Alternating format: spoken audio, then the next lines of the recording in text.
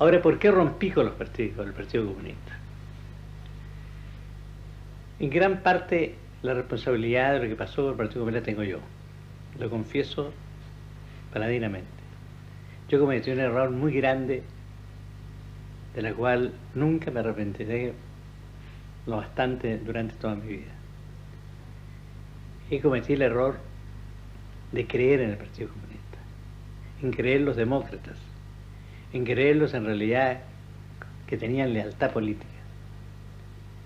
Y como por otra parte son artistas en el arte del adulo, en realidad esta gente me tomó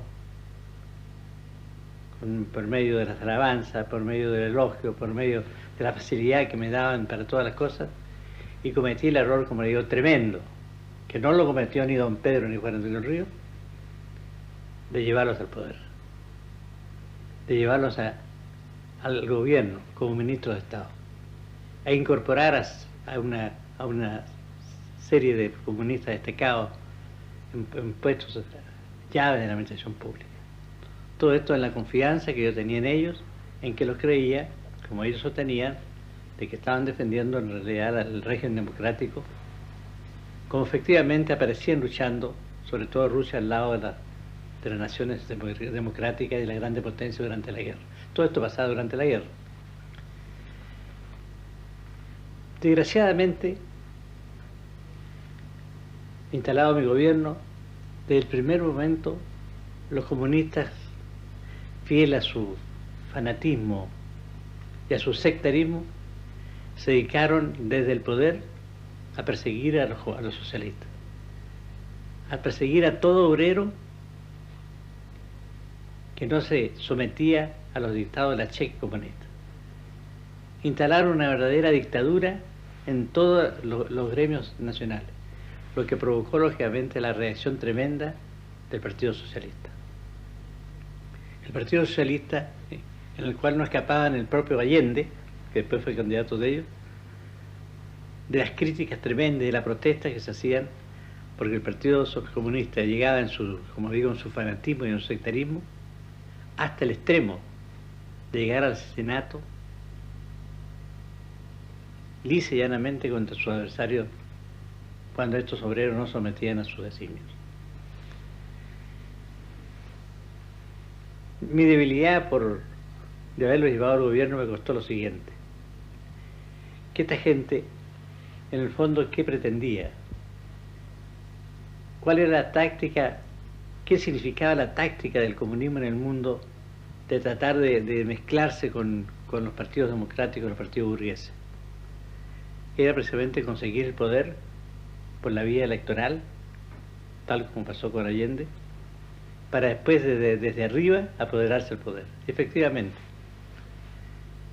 aprovechando las enormes ventajas que ellos tenían en los ministerios, fueron preparando la sublevación de las minas del carbón, para el cual dotaron de alimentos y de elementos para mantenerse unos 4 o 5 meses. Y cuando yo me vi obligado a parar sus pretensiones, a detener, digamos, los ataques que hacían especialmente el Partido Socialista, ellos me contestaron con una huelga general y una huelga especialmente en el carbón, en el salitre y en el cobre. ¿Y usted tuvo el coraje de ir a las minas entonces? Yo inmediatamente, cuando vi esta situación, me di cuenta de una cosa muy clara, que no era el Partido Comunista chileno el que me estaba dirigiendo esta revolución interna en el país, también con tanta táctica y con tanta planificación, sino que esto venía de afuera. Venía precisamente del Cominform, venía de Rusia, donde incluso tenía sus delegados aquí en Santiago para dirigirlos. Porque como Rusia en ese momento ya había declarado la Guerra Fría contra Estados Unidos y contra Francia, sus aliados, digamos, en la guerra, entonces trataron de llevar esta Guerra Fría a Chile y tratar de obligarme a mí a que la siguiera. Y como yo rotundamente me negué a seguir semejante línea, romper sobre todo yo con todo el continente latinoamericano y especialmente con Estados Unidos, me pareció un absurdo tan grande que me negué terminantemente. Entonces, de ese momento, ellos desencadenaron aquí en Chile esta verdadera guerra del carbón, que yo solamente pude operarla gracias a la lealtad y a la eficiencia con que actuaron las Fuerzas Armadas en Chile, que, tal como ocurrió con el gobierno de Allende, su eficacia, su táctica y su preparación hizo abortar a pesar de que esta gente estaba tan organizada en armamento, en dinamita, con alimento, en tal forma que ellos se creían invencibles. Usted tuvo un muy leal ministro del Interior que a la fecha vive, el almirante Torres Evia. Claro, el almirante Torres Evia y otro gran ministro que fue el eje de toda la defensa de mi gobierno y del triunfo en las minas de carbón, que fue el general don Guillermo Barros Tirado, gran ministro y gran estadista. Como digo, esta lucha del Partido Comunista le costó al país, evidentemente, un momento de mucha zozobra, pero dejó de mostrar una cosa, que es imposible,